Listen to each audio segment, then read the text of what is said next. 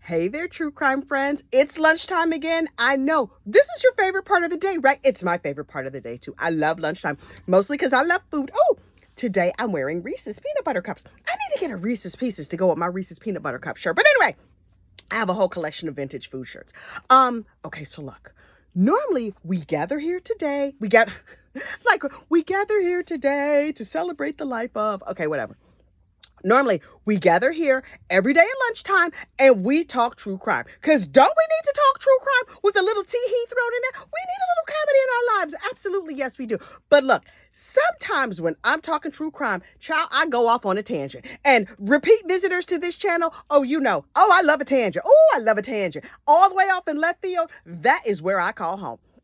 But sometimes the story has nothing to do with true crime, but I want to tell the story anyway. And so we call those Apropos of Nothing, because this is just like a thought came into my head today. And I was like, I have to share this with my true crime friends in the Apropos of Nothing series. Some of you were here when this series were born. So look, I got an apropos of nothing that happened this week, live, a tidbit from my very real life. But first, don't forget to hit the like button. Don't forget to subscribe to the channel. And don't forget to play bingo. There's tons of bingo cards over on the bingo playlist. So look in the description of this video or over on the bingo playlist. And those descriptions, tons and tons of bingo cards. Bingo cards as far as the eye can see. So listen. The other day, my husband worked from home, right? And normally I work from home. I work from home like sort of whenever I want to work from home. My husband usually does not work from home, but he was going to go to a funeral. So he was like, okay, I could do a little work in the morning and then go to the funeral and do whatever and then come back. So I was like, okay, cool. So I come home. I was exhausted. I come home dog tired, right? Now we have 4 kids all together and 4 grandkids, but we have 3 kids living at home. We have 2 dogs. There's always a lot going on in this house. My kids' friends are in and out of the house all the time. It's a madhouse around here. I love it. I wouldn't have it any other way. So my husband says to me, oh, your friend stopped by.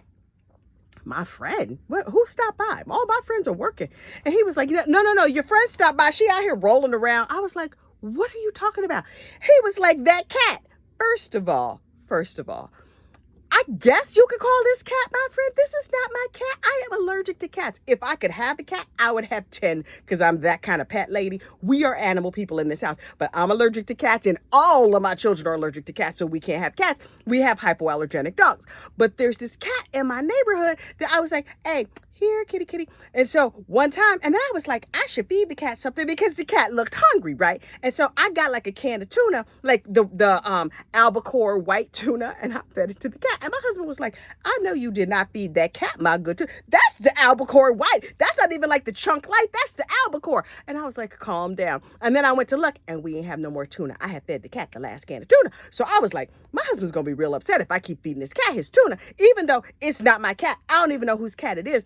This is not like a stray animal kind of area because normally people will fist fight you over their animals, especially their dogs, but apparently not so much cats. So anyway, this cat has been strolling by and it's real pretty. And so I thought cats were like mean and they would scratch your eyes out and stuff because I don't be around cats like that because I'm allergic and my kids are allergic. So I just bought some like little tins of cat food in case the cat happened to be hungry. So one or 2 times I see the cat and I just like open the little thing and I put it down and I feed the cat. So my husband says, your friend came by. And I told her you wasn't home. And I was like, wait, what now? He said, oh, yeah, I heard all this noise. And I was like, you heard all this noise? He's like, yeah, she was meowing and stuff. Okay. So then what happened? He said, I walked out there and I saw she's laying on her back and she's all stretched and she's rolling around. And I was like, okay, so why didn't you just give her the cat food that was in there? He's like, no, that's the thing that's between you and her. That has nothing to do with me. That's y'all's relationship. Baby, we are talking about a cat. Are we still talking about a cat? We're not talking about like a homeless orphan or whatever who comes by. We're talking about a cat. He said, so I just told her. He talked to the cat. Now, I'm not sure if he's crazy or if I'm crazy. I said, well, what did you tell the cat? He said, I told her, well, listen, you looking for my wife and she's not home right now. She going to be home around 5:30, so you're going to have to come back. And I said, what did the cat say? He said, well, the cat got up and walked away. I think she understood me. Is this man crazy? Is he out of his mind? I said, wait. You just opened your mouth and said those words to the cat. He said, yeah, she'll be back. And I was like, did she tell you she would be back? He said, well, I told her what time you get home, so I figured she would be back. And I was like, He is plumb out of his mind. And so it was our wedding anniversary, so we were going to go out to dinner. And I opened the door, and what do you know? There's the cat right there, rolling all around on her back. You know, I had to look it up. What does it mean when a cat rolls on their back? The cat is like, hey, I'm going to be your friend. I'm going to manipulate you. Please, do you have food? I think I need some food because I'm starving to death. So I was like, oh, hang on. So I went in the cabinet, and I got the little thing of cat food, and I popped it open, and I left it there for the cat to eat. And he's like, I don't understand why you feeding this stray cat. I said, I don't understand why you didn't feed the stray cat when she came by earlier. It's not like the food was being hid for the dogs. My dogs should not go eat cat food, although they probably would because they eat anything. But I was like, why didn't you just feed the cat? He was like, because that's y'all relationship. It has nothing to do with me.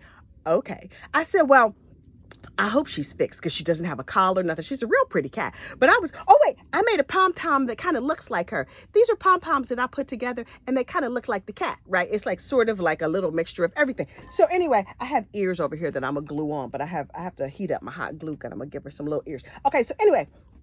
So I was like, I hope that cat is fixed because I don't want it out here like making other kittens or whatever.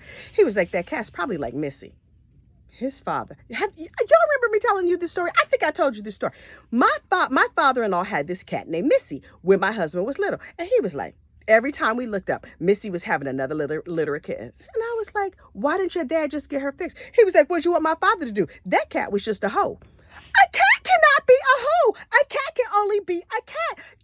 He was like, I'm telling you right now, every time we looked up, here come Missy with another litter of kittens. Missy was a hoe.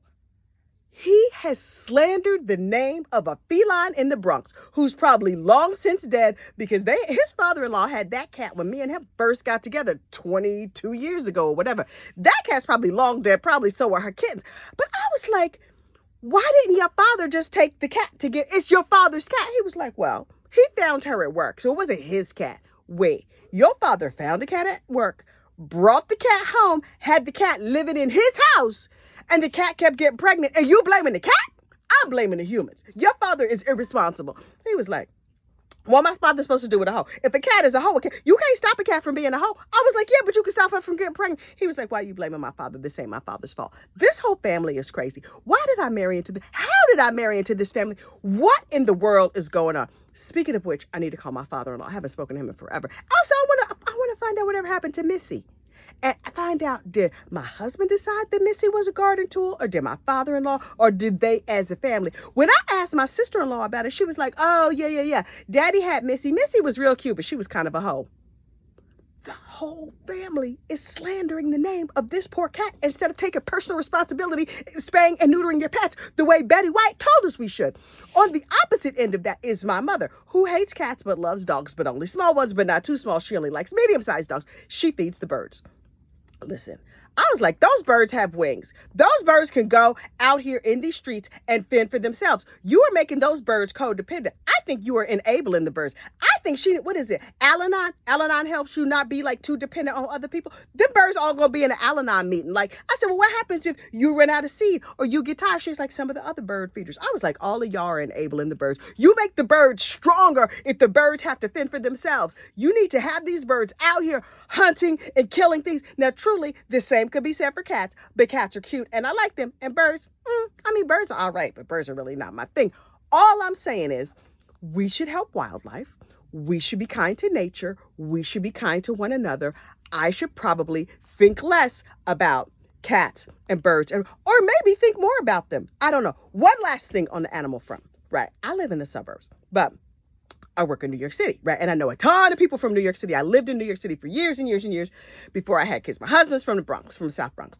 So a lot of the people that I work with, here's the thing about New York and New Jersey. They're this far apart. Literally, my house, 6 miles from New York City. I could walk to New York City from my house. I won't, but I could, right? But people who live in New Jersey, some of them never go to New York. Never, never, never.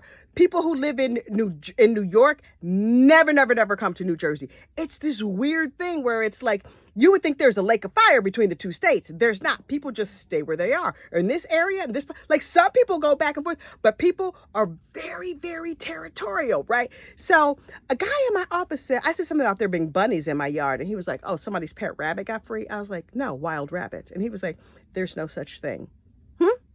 What? He was like, no, no, no. I mean, there's pet rabbits like at the pet store, but there's no such thing as wild rabbits. I was like, of course they're wild rabbits. They're all over my neighborhood. He was like, no, no, no. Probably somebody's pet bunny got free, and that's what you're seeing. Sir, there's a zillion, I see them all day, every day. They're not like white rabbits. He's like, yeah, pet rabbits can come in all different varieties. I don't think what you're seeing is wild bunnies because there's no such thing. You know what I said? Okay, I'll let his ignorant behind the house. What in the world? What? Okay. I just needed to drop that in there. Again, an apropos of nothing in the middle of my apropos of nothing. How does he think rabbits come to me? He thinks that all of the... Okay. There are all different kind of people going on in this world. I'm sure there are tons of things that I know nothing about and would be surprised to discover and possibly delighted. But you know what I know? There's a such thing as wild rabbits. There are also such thing as feral cats and feral coworkers, possibly. But a cat can never be a home. Okay, you have a great day. Enjoy the rest of your lunch, and I will talk to you soon. Bye.